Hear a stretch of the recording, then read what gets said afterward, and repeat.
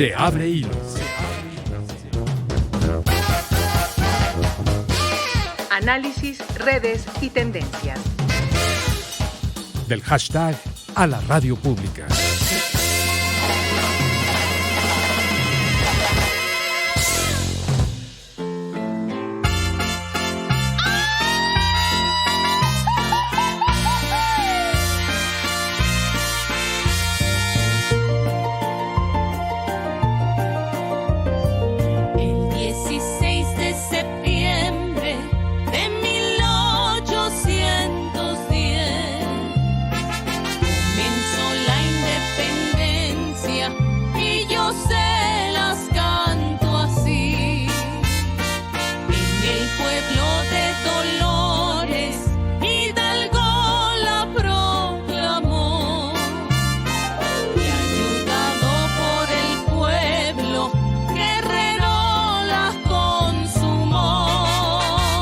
México nunca aceptará ser colonia o protectorado de gobiernos extranjeros. Se ganó con el sacrificio, sufrimiento y sangre derramada de hombres y mujeres el derecho a ser independiente. Con esta frase del presidente Andrés Manuel López Obrador, le saludamos este lunes 16 de septiembre del 2024 en el marco del 214 aniversario de la independencia de México. Soy Víctor Bárcenas y saludo a Eliud Hernández en la coconducción de este programa, que en esta ocasión es grabado. ¿Cómo estás, Eliud? Muy bien, Víctor, un saludo a las audiencias de Se Abre Hilo. Revisaremos en esta emisión el concepto de soberanía y en el contexto de las históricas celebraciones por la independencia de México, también hablaremos de la vigencia en tiempos del presidente Andrés Manuel López Obrador. Analizaremos también en esta emisión las perspectivas de la relación bilateral México-Estados Unidos a fin de evitar injerencias y amenazas a la soberanía nacional y haremos un acercamiento a la historia y simbolismo de los desfiles militares del 16 de septiembre. Quédate con nosotros y participa. ¿Qué piensas de la soberanía nacional? ¿Cómo patentizas la independencia de México? Tus mensajes envíalos con la etiqueta Se Abre Hilo y vincula tus comentarios con los hashtags Independencia de México y Soberanía. Lo que dicen las redes.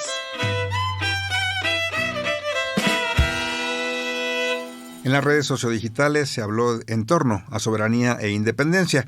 En un mensaje de la red social TikTok, desde la cuenta Todo MX, se publicó un video en el que explica el concepto de soberanía. Así se expuso. Para entender la soberanía, primero es necesario conocer los tres elementos principales del Estado, los cuales son territorio, población y gobierno. La soberanía es el poder de decisión que le corresponde al Estado independiente. En México, la soberanía nacional reside esencialmente en el pueblo, emana de este. Todo el poder público está constituido para que se beneficie al pueblo. El pueblo tiene en todo tiempo el inalienable derecho de alterar o modificar la forma de su gobierno. Es decir, puede cambiar de opinión en la forma en que está siendo gobernado.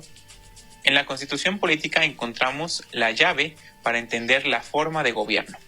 En México, el pueblo mexicano determinó constituirse en una república representativa, democrática, laica y federal, compuesta por estados libres y soberanos. El pueblo mexicano ejerce su soberanía por medio de los poderes de la Unión. Es decir, una vez que el ciudadano ejerce su derecho y obligación al voto, él transfiere su soberanía a los que son ahora sus representantes, quienes tomarán las decisiones a favor del pueblo. En el marco del debate sobre la reforma judicial, el presidente Andrés Manuel López Obrador precisó que dicho cambio soberano a la Constitución no está relacionado con el Tratado de Libre Comercio y no debe intervenir en esta discusión ninguna nación extranjera. No, ese es un asunto de los mexicanos y se está resolviendo en las instituciones de nuestro país. Ahí le andan buscando la forma, dándole la vuelta, se andan por las ramas diciendo, no, es que como hay un tratado comercial, nos podemos meter. No, si el tratado no es para que nosotros cedamos nuestra soberanía, el tratado es comercial, es para tener una muy buena relación económica, comercial, que nos conviene a las dos naciones, pero no es para que México se convierta en un apéndice, en una colonia, en un estado asociado.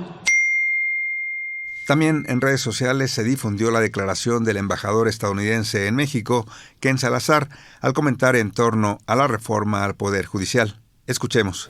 Eso es decisión de los mexicanos y el respeto que llevamos nosotros a la política de México, que ustedes tienen que definir las instituciones que ustedes van a vivir aquí en México, ¿no? Entonces el Poder Judicial es una de esas instituciones muy importante, pero es decisión de los mexicanos y el proceso que llevan para ver cómo sale esto en el Congreso. Pues nosotros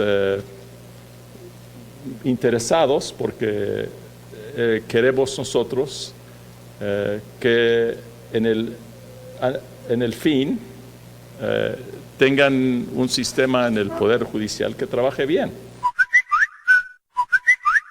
El senador del PT, Gerardo Fernández Noroña, criticó el injerencismo del embajador estadounidense, Ken Salazar, y advirtió que representa a un país imperialista que cree que es el policía del mundo y que puede andar interviniendo en los asuntos internos. Representa a un país imperialista que cree que es policía del mundo y que puede andar interviniendo en los asuntos internos de las olvídate naciones. De eso, Noroña. Eso no me imperialismo yanqui, olvídate de eso. Es nuestro socio comercial más importante. Y no me olvidaré nunca que nos robaron 60% del territorio. Nunca me olvidaré. Nunca. Está bien, pero... Pues sí, nuestro socio comercial... No es nuestro socio comercial más importante. Pues sí, del 90%, y nosotros somos su socio comercial más importante, pues que nos respete como socio comercial que somos, que no se meta donde no le llaman, pues sí, donde no tiene hay ninguna muchas empresas mexicanas en Estados Unidos. Pero es nuestra potestad decidir nuestras instituciones. Vía un mensaje en la red social X desde la cuenta economista de Azufre, se comentó: México es un país soberano y no podemos permitir que el poder financiero internacional quiera intervenir en las decisiones democráticas que el pueblo toma en libertad, no a la dictadura financiera internacional. Ustedes que nos escuchan, ¿qué opinión tienen? ¿Cómo se debe defender la soberanía e independencia nacional en estos tiempos? Háganos llegar sus comentarios y aportes a este debate. Ponte en contacto con Se Abre Hilo. 55 41 55 1060. Lada 800 080 1060. WhatsApp 55 12 33 29 15.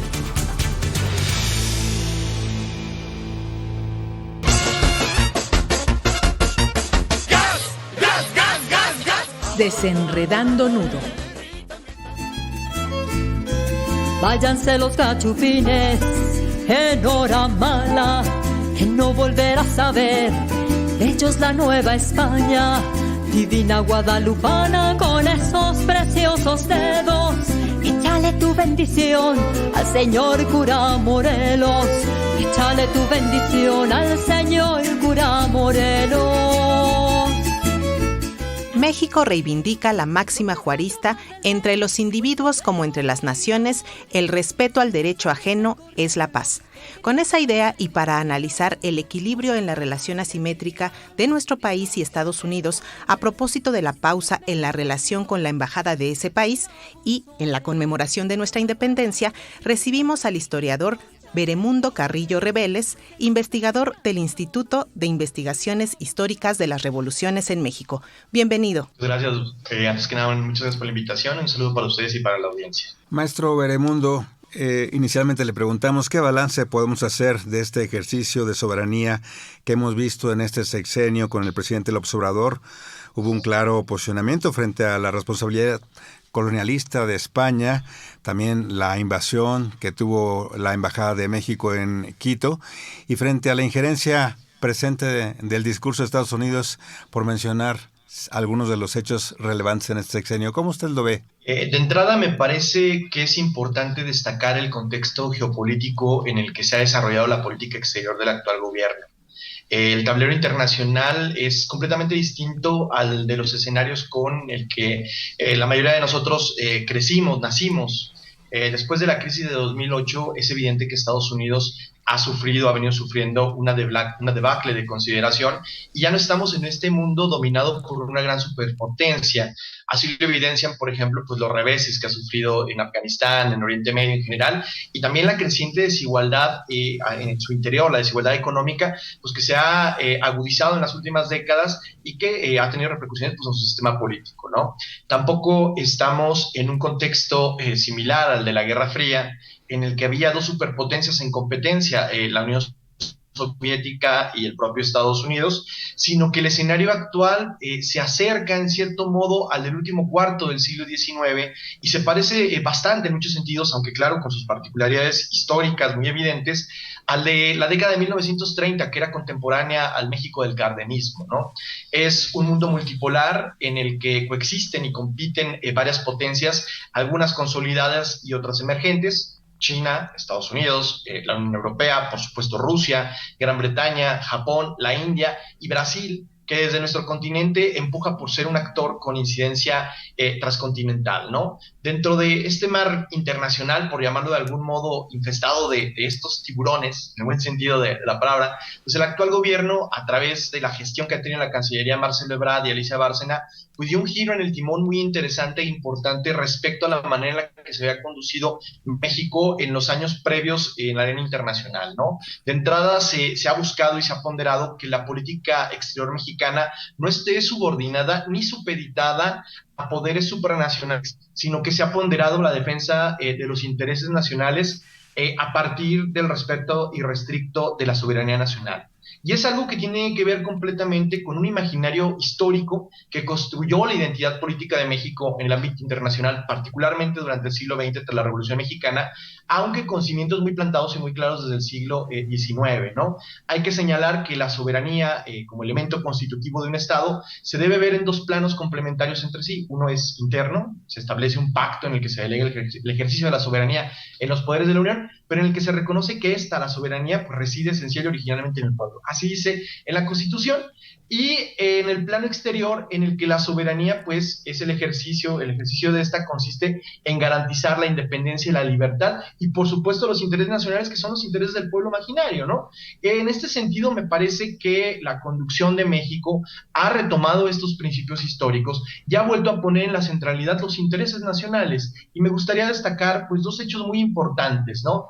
De entrada, me parece que algo relevante, más allá de los posicionamientos de México discursivos, uno en particular que implica un cambio relevante, pues es la nacionalización del litio, que es un elemento que me parece que no hemos discutido tanto, que se dio a partir de la reforma a la ley minera en 2022, y lo que hace es garantizar la soberanía de la nación mexicana, no solo sobre la propiedad de este importantísimo recurso natural, sino también sobre su explotación. Me parece que es importante porque lo que se está haciendo es que se está sembrando hacia futuro, pues algo muy relevante, que es la propiedad sobre este recurso, que va a ser incluso más importante en algún momento que el petróleo, ¿no? Y el segundo que es importante decirlo, ha sido el posicionamiento que se tuvo respecto al incidente, a la intromisión de fuerzas de seguridad de Ecuador en la embajada mexicana, ¿no?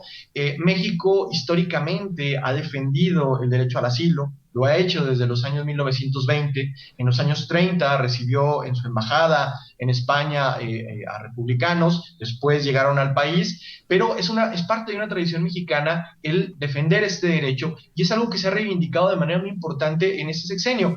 Me parece que no hemos dimensionado lo que implicó este contratiempo a nivel internacional, que pudo haber generado una crisis de una magnitud inmensa, ¿no? Claro. De entrada, por ejemplo, México fue o recibió al presidente Jacobo Arbenz de Guatemala en 1954 en su embajada, tras un golpe de Estado perpetrado por las oligarquías guatemaltecas en complicidad con ciertos sectores del ejército guatemalteco y con el apoyo de la CIA, que fue el segundo golpe internacional que organizó a nivel mundial, y el presidente de Guatemala estuvo refugiado casi 70 días en la embajada mexicana antes de poder salir del país sin que ésta sufriera un atentado como el que sufrió en Ecuador, ¿no? Entonces creo que el posicionamiento que tuvo en México, si bien había gente que quería que escalara a una confrontación mucho más sórdida con Ecuador, me parece que fue el correcto, e incluso se reconoció no solo por los países latinoamericanos, sino por la propia Unión Europea, incluso por nuestros vecinos, por Estados Unidos, por Guatemala, por Canadá, incluso por Belice, que había una violación al derecho internacional cometido por Ecuador, ¿no? Claro. Entonces me parece que estos dos ejemplos lo que nos dan pauta es de que hay una vuelta a los principios históricos y a esta defensa de la soberanía nacional entendida y materializada en estos principios. Así es, maestro. Ahora, para hablar un poco en términos políticos y luego de que usted nos planteó este pacto interno de soberanía, ¿qué contraste se encuentra entre estos gobiernos llamados entreguistas del PRI y del PAN con el ejercicio soberano del actual presidente que está por terminar su gestión, Andrés Manuel López Obrador? Bueno, de entrada hay que ver un giro, lo decía, que es importante, ¿no? Creo que gran parte de la política exterior de todas las últimas 2 décadas, prácticamente desde la entrada del Tratado de Libre Comercio, estuvo muy supeditada a intereses que tenían que ver con responder a alineamientos de organismos supranacionales o que estaba mucho en función con cumplir con ciertos requerimientos de los socios económicos. Me parece que lo que es muy relevante en este gobierno, insisto, es que se ponen por delante los intereses nacionales, y los intereses nacionales en este pacto soberano pues deben ser los intereses del pueblo. ¿Y cuáles son los intereses principales, esenciales de México? Uno, generar condiciones en el ámbito internacional para abatir esta tremenda desigualdad que tenemos dentro de nuestro país, y esto pues implica también el tener soberanía sobre nuestros recursos naturales, ¿no? Entonces me parece que esto es muy importante porque marca un giro respecto a la manera en la que habían funcionado o en la que habían venido operando en política exterior los últimos gobiernos. Ahora es nuevamente los intereses nacionales primero, en un mundo además en el que el Estado-Nación vuelve a tener relevancia, ¿no? Se había dicho durante mucho tiempo, se había debatido que los Estados-Nación iban a perder importancia frente al mercado o frente a los intereses de organismos supranacionales, Fondo Monetario Internacional, etcétera, y lo que vimos en la pandemia en realidad es que nuevamente son los estados los que están marcando la pauta, Estados Unidos, China, pero son los estados los que marcan esto, y me parece que el gobierno de México posiciona a nuestro país en este nivel, defendiendo nuestros propios intereses y buscando siempre que no exista conflicto a nivel internacional, ¿no? Creo que es muy importante siempre pensar que somos la economía número 12 del mundo. Es un país que juega también en el tablero internacional y que las posiciones de México también tienen una repercusión más allá de lo interno, también en el ámbito internacional, no solo en Latinoamérica, sino a nivel global. Maestro Beremundo Carrillo, en el contexto de la actual coyuntura y en relación a estas declaraciones del representante diplomático de Estados Unidos, Ken Salazar, respecto de la preocupación que tienen en torno a la reforma en materia del Poder Judicial, ¿cómo podemos celebrar la soberanía en esas condiciones cuando claramente el gobierno planteó un no te metas, es un asunto nuestro, y no tendrías que estar con esas declaraciones que son de carácter injerencista? ¿Cómo lo ve usted? Sí, bueno, de entrada me gustaría decir que estamos por conmemorar también la entrada en vigor de la Constitución de 1824, que es la que establece la República Federal, con la que acaba el Imperio de Iturbide, y en su artículo primero establece que México será independiente de España y de cualquier otra potencia, ¿no? Creo que es muy importante recordar que esto está parte como nuestro ADN histórico, ¿no? Entonces, bueno, respecto a este diferendo actual, es muy paradójico que si uno se va a la esencia del debate o del posicionamiento de Estados Unidos, se le está recriminando a México por ser muy democrático o demasiado democrático, democrático. Es decir, Estados Unidos, que como parte también de su ADN político, ha reivindicado siempre la democracia como un valor vital, el que las decisiones se tomen en función de lo que decía la mayoría, pues ahora está recriminando a México el que lleve a cabo una reforma interna en lo que se busca es que exista pues un consenso y una participación de las mayorías en la manera en la que se constituye uno de los tres poderes de la Unión. Entonces es paradójico que este conflicto o este diferendo venga de recriminar a México el ser demasiado democrático, si lo queremos ver así, ¿no? Hay que recordar también que en Estados Unidos, por ejemplo, gran parte de los jueces estatales también se eligen mediante voto, otros cargos también se eligen, por ejemplo, los fiscales. Kamala Harris, que es actualmente una de las candidatas a la presidencia, pues fue electa fiscal en California, y me parece que desde Estados Unidos, más que, sobre todo desde el gobierno de Estados Unidos y particularmente desde la embajada, más que analizar este proceso que se está viviendo en México y que puede ser muy interesante, toma una posición errónea, donde interpreta sin saber cuáles van a ser los resultados, y realmente pues la recriminación no viene a cuento en tanto no tenemos realmente los resultados de cuál vaya a ser esta medida, que es muy interesante y que pues implica una participación popular en una toma de decisiones tan relevante, ¿no? Así es. Maestro, ¿y qué vigencia tiene en este contexto la doctrina Monroe y el destino manifiesto, ya que estamos viendo que además de México, también hay movimientos en América Latina de pueblos originarios, de la Patria Grande y de la Vía Yala, que están reivindicando también sus independencias y soberanías? ¿Cómo se inserta esto en el conjunto de naciones de nuestra América Latina? Sí, el año pasado, en 2023, se conmemoró el 200 aniversario de la doctrina Monroe, y cuando hace uno un balance de qué ha sido la doctrina Monroe, se encuentra con que ha sufrido una serie de transformaciones a lo largo de la historia que hacen que su sentido original haya cambiado completamente. Cuando se emite la primera vez la doctrina Monroe, que es un manifiesto que pasa un tanto desapercibido, Estados Unidos es un país muy pequeño que está prácticamente enclavado en lo que es actualmente la costa este de Estados Unidos, y es un posicionamiento en el que lo que se trata de evitar es que las potencias europeas traten de volver a recuperar los territorios que se han independizado en América. Hablamos, por supuesto, de Haití, hablamos también de las repúblicas hispanoamericanas, y ese posicionamiento lo que trata de decir es no se va a permitir una injerencia europea, pero como ocurre con muchos conceptos, va cambiando a lo largo de la historia, y de ser una doctrina que buscaba la defensa del continente americano de potencias extranjeras, pues acaba convirtiéndose en la bandera con la que Estados Unidos reivindica no solo su papel de policía en el continente, sino también de intervencionista, ¿no? Sirve, por ejemplo, para reivindicar la anexión de Texas, que le cuesta a México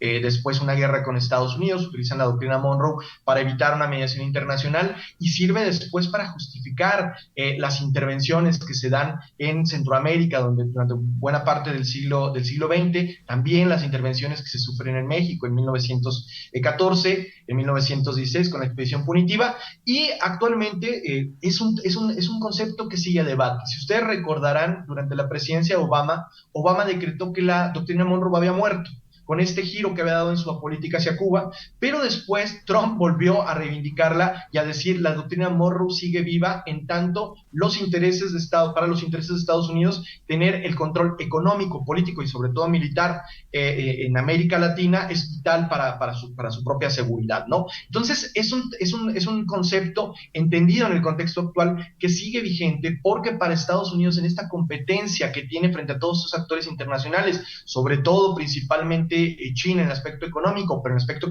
político también Rusia, pues es muy importante mantener como esta potestad que ellos piensan que tienen sobre el resto del continente americano, y que a su vez pues genera una serie de resistencias constantes, no solo actuales, sino históricas, de colectivos como los pueblos indígenas, por supuesto, pero también colectivos como los movimientos feministas, que durante gran parte del siglo XX reivindicaron no solo la igualdad entre los ciudadanos de un país, sino también la igualdad entre los estados, y que en el movimiento panamericano fue muy importante para tratar de frenar estos deseos imperialistas de Estados Unidos por intervenir en los países del continente.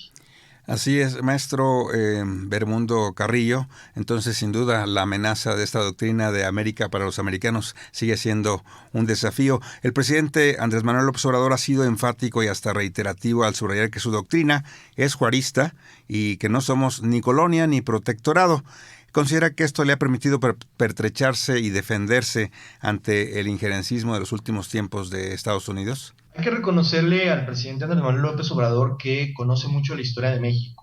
Y esto le ha permitido que gran parte de su política esté construida sobre bases sólidas ideológicas que parten de la propia historia nacional. Yo les decía que tenemos un imaginario que le da sentido a la manera en la que México ha construido su identidad en el ámbito internacional, y creo que Andrés Manuel López Obrador en este sentido, y obviamente todo su equipo, su gabinete, lo ha entendido bastante bien, ¿no? En el sentido de que es importante tener, sobre todo estos que se llaman los principios históricos de la política exterior mexicana, que si bien podemos rastrearlos o de manera muy clara en el pensamiento de Juárez, en realidad son previos, vienen desde el primer federalismo mexicano y después se enriquecen con la Revolución Mexicana. En ese sentido, creo que sí es importante que esta armadura ideológica le ha dado sustento a los posicionamientos de México y han tenido lógica también en el ámbito latinoamericano, en tanto forman parte de una tradición mucho más amplia, ¿no? Ahora bien, lo que sí me gustaría decir es que la postura que ha asumido México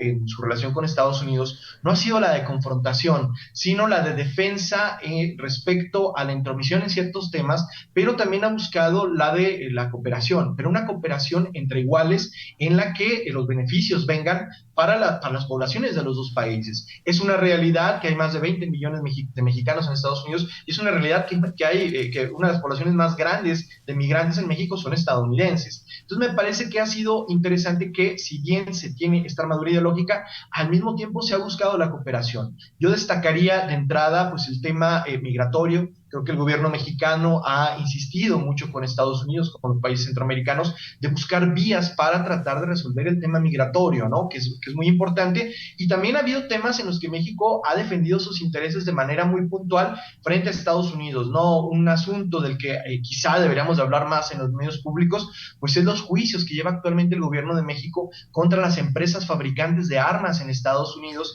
en tanto son corresponsables pues del estallido y el auge de la violencia que hay no solo en nuestro país, sino en gran parte del continente americano, ¿no? Entonces creo que esta armadura ideológica ha permitido, por una parte, sí, tener una línea de defensa frente a excesos que pueden cometer Estados Unidos, pero también ha generado puentes hacia la cooperación y ha permitido también a México incluso tener avanzadas ya no tanto de resistencia, sino de posicionamientos puntuales frente a políticas de Estados Unidos, como es el control de armas. Así es, maestro. Y precisamente en ese contexto, ¿podría platicarnos si encuentra algunos elementos contradictorios en la democracia estadounidense y su afán de expandirse económicamente en función de un neocolonialismo de mercado? ¿Cuáles serían estas contradicciones? Sí, una de las grandes paradojas de Estados Unidos es que es una república imperial, como lo han dicho muchos autores, ¿no? Es un Estado que se considera a sí mismo que sus pilares están construidos en valores democráticos, en valores republicanos, pero que sin embargo a lo largo de su historia y en la actualidad se ha desempeñado muchas veces como una potencia imperial que no se distingue o no se ha distinguido de otras potencias imperiales en el mundo, ¿no? Entonces esta contradicción es algo que no solo es algo reciente, sino que es algo que también le ha costado mucho a los Estados Unidos a lo largo de su historia, porque frente al espejo, cuando ellos quieren verse como una república que pondera la democracia, que pondera la libertad, muchas veces se da cuenta que su política exterior lo que ha defendido pues, son los intereses de grandes corporativos y de grandes transnacionales. Y esto ha provocado no solo la crítica, la resistencia y la movilización desde los países que son víctimas de esta política exterior, vamos a hablar de América Latina, pero también de Medio Oriente, de África, sino también movilizaciones al interior de Estados Unidos. Creo que es muy interesante y muy importante pensar y reflexionar que dentro de Estados Unidos se han desarrollado movimientos antiimperialistas a lo largo de la historia muy interesantes y que, por ejemplo, si pensamos en la Revolución Mexicana, los Flores Magón, por ejemplo, el mismo Madero, reciben apoyo en Estados Unidos de sectores también que son progresistas. Gran parte del anarquismo internacional pues, tiene un auge en Estados Unidos, del comunismo internacional también lo tiene en Estados Unidos, y grandes de los aliados del cardenismo, por ejemplo, también se encuentran en las izquierdas de Estados Unidos. Creo que es importante en ese sentido también para hacer frente a esos corporativos que no solo vienen a extraer recursos, a explotar a los trabajadores mexicanos, sino que también privan de recursos a la sociedad estadounidense, que se ha convertido una de las más desiguales a nivel internacional. Es importante también pensar en estas alianzas que vayan más allá de los corporativos, de los gobiernos, que lleguen también a pensar entre las izquierdas, entre los movimientos sindicalistas, entre los movimientos feministas de los dos países y por supuesto del continente americano.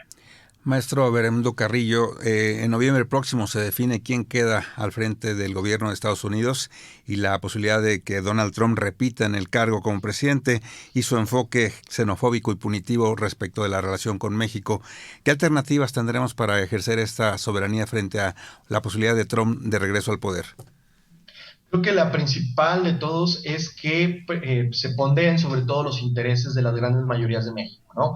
Creo que a lo largo de la historia hemos coexistido con esta gran potencia internacional, hemos aprendido también como sociedad, como país, como grupos, como clases políticas, a convivir con un poder tan fuerte, y creo que también es importante ver que Estados Unidos no es una piedra monolítica en la que se mueve solo en función de un personaje como puede ser Trump, sino que dentro existen otros contrapesos a los cuales acudir. Existe una sociedad civil muy activa, existe por supuesto una población migrante muy relevante, y también hay organismos internacionales que vale la pena reactivar y darle un nuevo sentido, ¿no? Este gobierno ha sido muy insistente en la necesidad, por ejemplo, de refundar completamente el sistema interamericano, quizá de desaparecer la OEA o transformarla en algo más. Creo que es importante ponderar esto y pensar también que los problemas que tenemos nosotros también son problemas comunes de ellos. Entonces habrá que convencer a quien tengamos que convencer de que la única manera de encontrar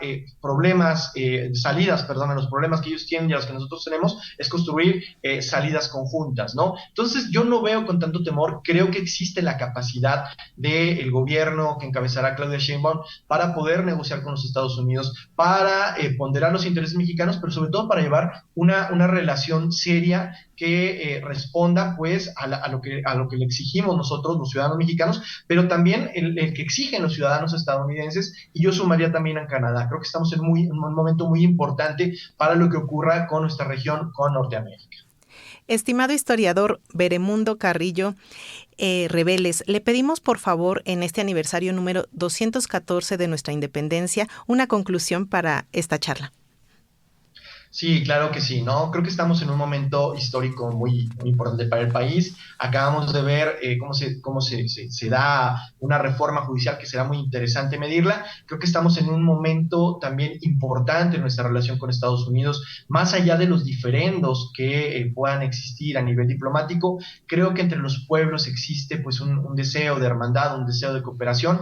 Creo que tenemos problemas en común que podemos atacar. De entrada, la desigualdad. Creo que Estados Unidos tiene un problema muy grave de pobreza, nosotros tenemos un problema de desigualdad histórica. Creo que podemos trabajar en conjunto y también buscar soluciones a otros temas que nos afectan, ¿no? De entrada, pensar en la reivindicación de la soberanía de nuestros recursos naturales, pero también pensar que esta reivindicación de esta soberanía de los recursos naturales también pasa por tener una cooperación con Estados Unidos que permita que también desde su lado se ponga control a sus transnacionales, se mejoren las condiciones también de los trabajadores, y me parece que estamos en un buen momento. Creo que hay que congratularnos, hay que ver con esperanza el futuro que viene, y es muy importante que después de más de 200 años de que iniciara este movimiento por la independencia, finalmente esté una mujer al frente del Ejecutivo, ¿no? Tuvieron que pasar más de 200 años para que finalmente esté una representante de la otra mitad de la ciudadanía, pese a que estuvieron presentes desde el estallido mismo de la independencia, no solo con figuras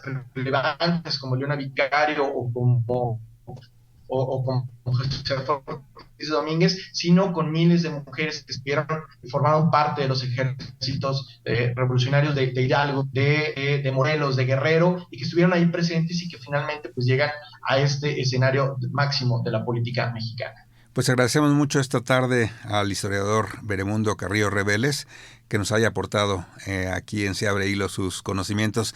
¿Cómo lo encontramos en redes sociales para dar seguimiento a su trabajo? Sí, claro que sí, me pueden encontrar en X, @veremundoc. Perfecto. Muchas gracias, muy buenas tardes. Hasta pronto. Gracias a ustedes.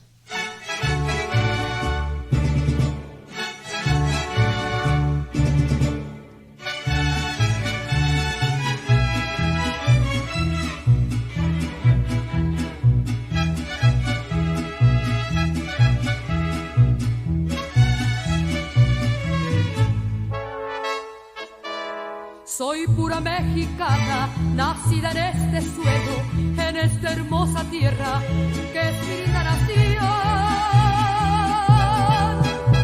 Mi México querido, qué linda es mi bandera, si alguno la mancilla le parto el corazón.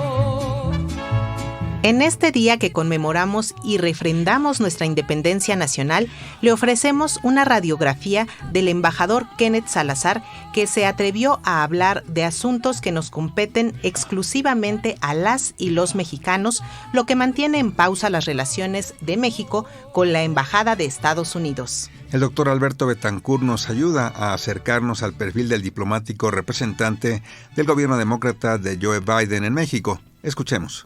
Amigos de Radio Educación, es un gusto saludarlos teniendo en mente el 15 de septiembre, una fecha en la que con mucha justicia nuestro pueblo recuerda el esfuerzo que ha realizado para obtener su independencia y la necesidad que tenemos continuamente de refrendar nuestra decisión de ser un país soberano. El día de hoy lo hacemos en el contexto de las imprudentes declaraciones injerencistas realizadas por el embajador de Estados Unidos en México, Kenneth Lee Salazar, quien ha proferido una serie de amenazas en relación a la suspensión del Tratado de Libre Comercio, la posibilidad de que cesen las inversiones a México, en caso de que se apruebe una ley que está discutiendo nuestra soberanía, el Congreso de la Unión. Creo que es importante recordar quién es el embajador Ken Salazar y cuál ha sido su actuación como diplomático representante de su país en México. Lo primero que yo quisiera decir es que se trata de un político con una amplia experiencia. Fue procurador de su estado en Colorado, donde por cierto a él le gusta resaltar que una de las tareas que cumplió con mayor ahínco fue la persecución de fugitivos. Por otro lado, también ocupó el cargo de secretario del Interior de 2009 a 2013 durante la presidencia de Barack Obama.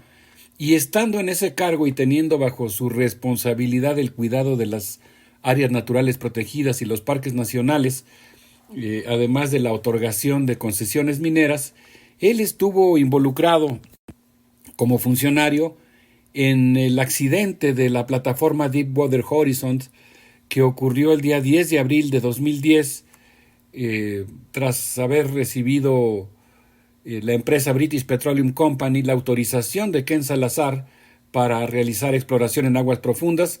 En aquel momento pues ocurrió una explosión en la plataforma que mató a 11 trabajadores, provocó un destello visible a 64 kilómetros de distancia y suscitó un derrame de petróleo que generó una mancha de 210 kilómetros de largo y 110 kilómetros de ancho. Kenneth Salazar presentó sus credenciales como embajador de Estados Unidos en México el 14 de septiembre de 2021. En ese puesto ha desarrollado una actividad frenética encaminada a refuncionalizar el territorio mexicano de acuerdo a los intereses geoeconómicos y geomilitares de Estados Unidos. Por ejemplo, el día 28 de marzo, el embajador de 2024, del año actualmente en curso, el embajador celebró la nueva asociación de su país con México para la fabricación de semiconductores, en base a una ley norteamericana, la ley de chips.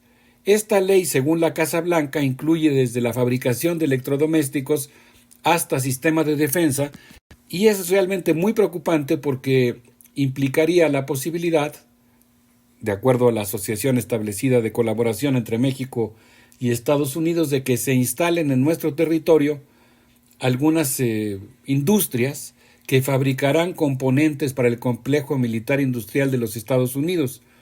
Una segunda muestra de la actividad injerencista del embajador son las 7 reuniones que ha realizado con los 5 embajadores por los que atraviesa el Tren Maya, con los cuales, según sus propias declaraciones, pues ha estado discutiendo sobre temas que tienen que ver con migración, seguridad y energías renovables.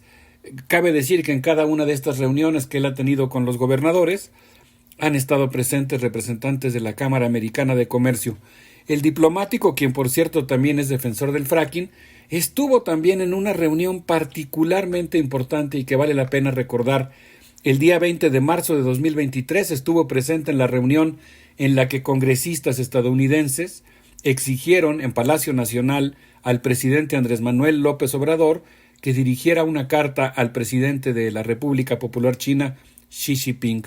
Como muchos de ustedes recordarán, 2 días más tarde el presidente Andrés Manuel López Obrador dirigió una misiva al presidente de la República Popular China solicitando por motivos humanitarios tomar medidas para frenar los envíos de fentanilo en un contexto en el que, y cito la carta que publicó el presidente de la República, algunos legisladores estadounidenses han culpado a México de la desgracia que padecen en su país por el consumo de fentanilo. Inclusive han llegado a decir, estoy citando las palabras del presidente Andrés Manuel López Obrador, que podrían presentar una iniciativa a su Congreso para que las Fuerzas Armadas de Estados Unidos invadan nuestro territorio. Ese es el carácter del diplomático que estuvo presente en esa reunión y que pues ha recibido el apoyo de Brian Nicholson, el encargado del subsecretario de Estado para Asuntos del Hemisferio Occidental, y ese es el contexto en el que nosotros vamos a celebrar nuestra independencia, ratificando nuestra voluntad de ser un país soberanos y desde luego muy atentos a la actuación que puedan tener funcionarios extranjeros cuando intenten entrometerse en asuntos que corresponden exclusivamente a los mexicanos. Agradecemos al doctor Alberto Betancourt Posada, académico de la Facultad de Filosofía y Letras de la UNAM.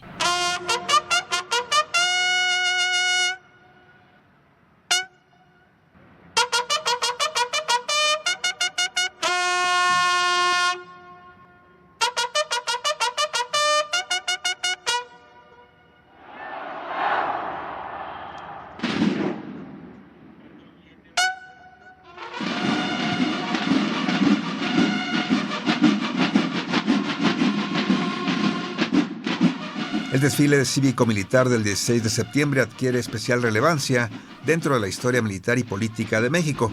Para conocer el origen de esta parada militar, recibimos al doctor Eduardo Orozco, del Instituto Nacional de Estudios Históricos de las Revoluciones de México. Bienvenido, doctor, buenas tardes, ¿cómo está?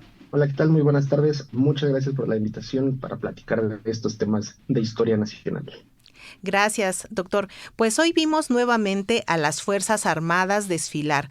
¿Cuál es el origen y simbolismo de esta parada militar que se realiza el 16 de septiembre en México? Ok, pues mira, el origen del desfile militar pues está estrechamente ligado con el origen mismo de la celebración de independencia, es decir, la celebración de los 16 de septiembre. Y podemos comentar ahí que el primer registro histórico que tenemos de esa celebración del 16 de septiembre aparece en el diario de un jefe insurgente llamado Ignacio López Rayón en el año de 1812, cuando menciona que el 16 de septiembre de ese año lanza él una salva de artillería y ordena que se adornen las calles y se iluminen las calles del pueblo de Iguchapan, que es donde se encuentra el gobierno insurgente en ese momento. Y esa tradición de celebrar ese grito de independencia que da Miguel Hidalgo en 1810 va a continuar un año después, en 1813, cuando José María Morelos, en Los Sentimientos de la Nación, este documento que es muy importante, decreta que debe solemnizarse justo el día 16 de septiembre como un día de festejo del inicio de la independencia nacional. Ahora, el problema ahí va a ser que por el curso de la guerra de independencia misma, pues no se va a poder, digamos, consolidar ese festejo del 16 de septiembre por los vaivenes que van a existir entre los enfrentamientos entre realistas e insurgentes, pero va a ser hasta el año de 1821, cuando ya comienza todo este proceso de la consumación de la independencia, que se solemniza una fecha diferente para marcar el fin de esa independencia. Y esa fecha va a ser el 27 de septiembre de 1821, cuando se realiza por primera vez un desfile militar encabezado por el héroe de ese momento, que va a ser Agustín de Iturbide, y por el otro gran consumador de la independencia, que va a ser Vicente Guerrero, quienes van a estar al frente de las tropas del Ejército de las Tres Garantías, que es este último ejército, que es una combinación entre tropas realistas e insurgentes, que lleva a cabo esa consumación de la independencia. Entonces, a partir de ese año de 1821, se inicia esta otra tradición que hoy la conocemos muy bien, que es la tradición del desfile militar, pero en una fecha diferente, ¿no? En este caso fue el 27 de septiembre. Entonces, conforme van a ir pasando los años, hay una controversia por parte de las autoridades mexicanas de si se debe celebrar el 16 de septiembre o el 27 de septiembre, si es el inicio o es el final del movimiento de independencia, pero digamos que la fecha que siempre va a estar presente por el simbolismo poderoso que tiene, pues va a ser la del 16. Siempre se va a procurar festejar el 16 como el inicio de la independencia, y en general los 16 de septiembre, durante los años, las primeras décadas de vida independiente en México, se va a festejar de manera, digamos, popular, ¿no? Con una serie de, una verbena popular, con música, con comida, con no tanto con desfiles militares, pero sí con algunas procesiones por parte de las autoridades civiles, por parte de autoridades militares y autoridades también religiosas, quienes comúnmente van a salir en una especie de procesión desde Palacio Nacional hacia la actual Alameda Central de la Ciudad de México, y una vez reunidos en la Alameda, pues se va a festejar este inicio de la independencia con una serie de discursos, con una serie de versos y poesías muy encendidos y muy patrióticos, donde diversos oradores de la época van a dar sus opiniones sobre qué podemos rescatar de los héroes de la independencia que nos ayuden para mejorar el presente convulso de las primeras décadas del México independiente. Doctor Eduardo Orozco, tenemos también entendido que es desde la época del presidente Cárdenas cuando se instala o se instaura oficialmente como una gesta a celebrarse anualmente. ¿Qué decir al respecto de esta ya institucionalización de esta desfile militar? Sí. Mira, la cuestión aquí va a ser que un poco antes de Cárdenas, durante los gobiernos de Porfirio Díaz, se va a comenzar esta tradición de realizar cada año un desfile militar, ¿no? Va a ser durante el Porfiriato, entonces cuando comienza esta tradición del desfile cívico-militar. Recordemos también que en 1910 se festeja el centenario de la independencia, y va a ser una fecha bastante importante porque no solo va a ser el desfile, sino va a ser una serie de investigación histórica para conmemorar esos 100 años del inicio de la independencia, pero esa tradición se va a ver interrumpida pues con el estallido de la Revolución Mexicana. Va a haber también un momento muy interesante que va a ser el año de 1917, cuando bajo el gobierno de Venustiano Carranza se retoma otra vez el festejo del desfile militar, y va a introducir un elemento nuevo que es por primera vez los aviones, ¿no? El arma de aviación va a realizar acrobacias aéreas por primera vez en ese año, ¿no? Pero va a ser, como bien lo mencionas, hasta la década de los 30, cuando el presidente Lázaro Cárdenas ya lanza un decreto oficial para establecer que el Estado mexicano debe de organizar un desfile cívico-militar cada 16 de septiembre para conmemorar pues el inicio de la independencia nacional.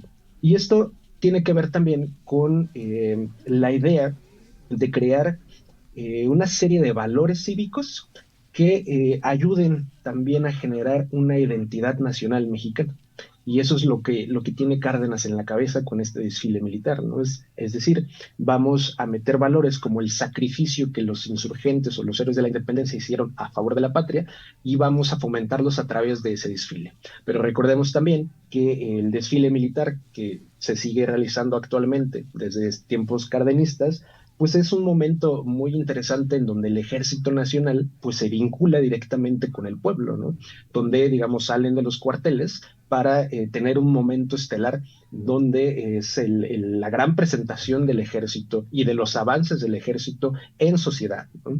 Entonces también podemos ver algunos momentos ya mucho más recientes en donde se hace muy patente esta idea, ¿no? Por ejemplo, en el 2007 se comienza a introducir soldados que son mujeres en los desfiles, ¿no? Entonces, otra vez, esta idea de ir incorporando innovaciones, ¿no?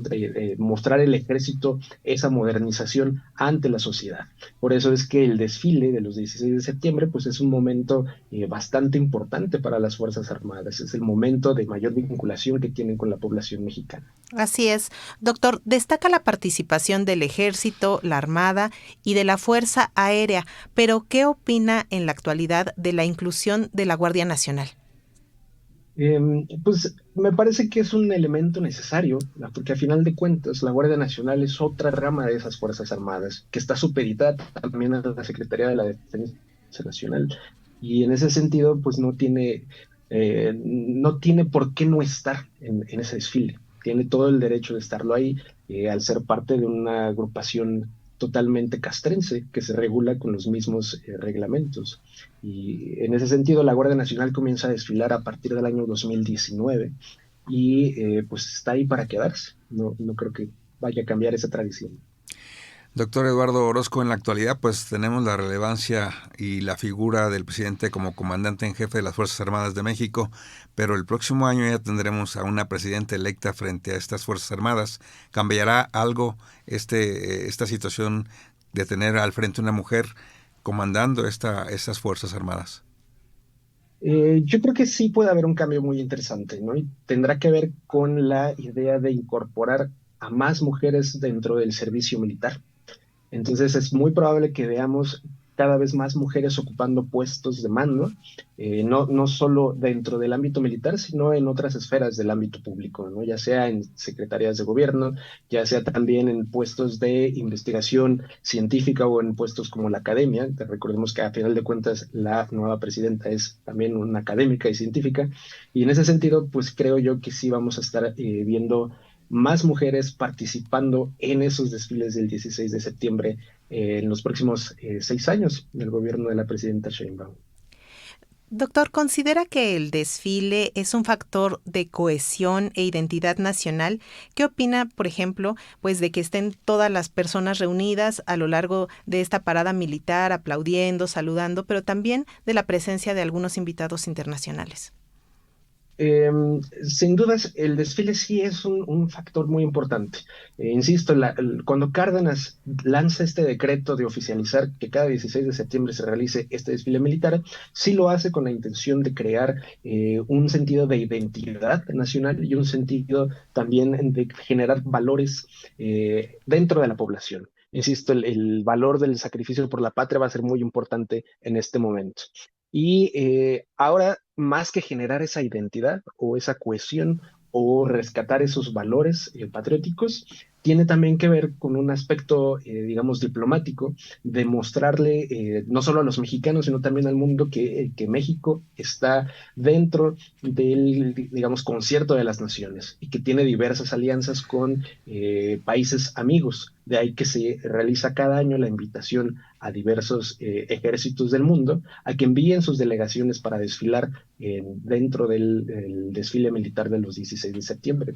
Y es bastante interesante porque también nos muestra los juegos geopolíticos que se van a estar dando en los próximos años, ¿no? Que van a causar controversia, ¿no? Por ejemplo, si ahorita aparece una invitación de una delegación militar de tal vez de Rusia o de China, pues va a causar una polémica interesante por ahí, ¿no? Pero sin duda creo yo que es un acierto que se esté invitando a diversos países amigos a participar en este desfile conmemorativo de la independencia. Claro. Doctor Eduardo Orozco, también hay otro aspecto. ¿Cuándo se incorporan al desfile militar del 16 de septiembre figuras como el charro y estos carros alegóricos y temáticos que se están perfilando en esta parada de ejemplo de cómo es el ejército mexicano?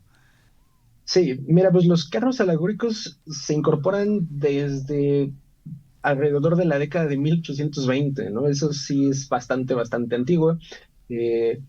Pero digamos que la tradición del desfile militar, del desfile cívico-militar, con charros, con diversos elementos, se va a dar durante el Porfiriato, ¿no? Es decir, a partir de la década de 1890, durante los años en que Porfirio está en el poder. Tenemos algún registro de que el desfile de 1910, el desfile del centenario, incorpora un montón de elementos de la sociedad bastante interesantes, ¿no? Van a desfilar incluso elementos de guardabosques en ese desfile de 1910, ¿no? Es decir, lo que se busca no es solo darle un protagonismo a las Fuerzas Armadas, sino darle un protagonismo al conjunto de la sociedad, ¿no? No nada más es un momento militar, sino es un momento en el que toda la población puede participar bajo esos valores militares o marciales. Uh-huh. Pues doctor, sí es realmente una alegría salir y ver en las calles pues a la gente disfrutando de esta relación con las Fuerzas Armadas, que no siempre es tan buena, pero en esta ocasión pues podemos ver su actuación en las calles de la capital del país, y le pedimos una reflexión final acerca precisamente de esto, de la relación que existe entre las Fuerzas Armadas y la ciudadanía mexicana en el contexto de esta parada militar. Creo yo que el desfile es una tradición que va a estar aquí para quedarse. Es una ocasión no solo importante para las Fuerzas Armadas, por ser el momento, digamos, de mayor cercanía con la población, sino que también la población lo busca y lo toma como una festividad bastante interesante y bastante cercana, ¿no? Digo, no en balde, cada 16 de septiembre, pues toda la población, las familias, los niños, pues llegan temprano al Zócalo o hacia Paseo de la Reforma, por donde pasa este desfile, ¿no? Y esta vinculación entre población y entre Fuerzas Armadas va a ser muy interesante, porque a final de cuentas demuestra, es una muestra de que tiene el Estado mexicano, no solo el ejército, sino el Estado mexicano, de vincularse con su propia población a través de esos elementos militares. Entonces, creo yo que podemos disfrutar cada 16 de septiembre de este desfile, tomando en cuenta que es una tradición que viene pues desde hace prácticamente más de 200 años, que es una tradición que se ha dado dentro del mismo marco de la Guerra de Independencia, desde 1812 más o menos. Entonces, sintámonos parte todos de una tradición bicentenaria. Pues a darle a este fervor patrio. Muchísimas gracias, doctor Eduardo Orozco, del Instituto Nacional de Estudios Históricos de las Revoluciones de México, por haber aportado sus conocimientos sobre este asunto. ¿Cómo lo seguimos en redes sociales? Pueden seguirnos, por supuesto, en la página de Facebook de nuestro instituto. Pueden seguirnos también en el canal que tenemos en YouTube, para que puedan seguir cápsulas de video que produce nuestro instituto también. Y pues muchísimas gracias por su atención y por la invitación. Muchas gracias, doctor Eduardo Orozco, del Instituto Nacional de Estudios Históricos de las Revoluciones de México. Hasta pronto. Gracias, buenas tardes. Gracias a ustedes. Se abre hilo. Análisis, redes y tendencias. Todo este equipo de periodistas, consciente de la importancia de tener información cierta y verificada en estos tiempos, te damos las gracias por escucharnos. Participamos en la producción e investigación Lénica Ávila. En el manejo de redes, Ángeles Hernández. Asistencia de producción a cargo de Jani López. Ingenieros de audio y control técnico, Alejandro Ramírez. En el guión y la conducción nos despedimos esta tarde, Eliud Hernández y Víctor Bárcenas. Les esperamos la próxima semana aquí en Radio Educación. Pásenla lo mejor posible y les recuerdo que Se Abre Hilo se retransmite todos los martes a las 10 de la noche por la señal 1060 de amplitud modulada. Gracias.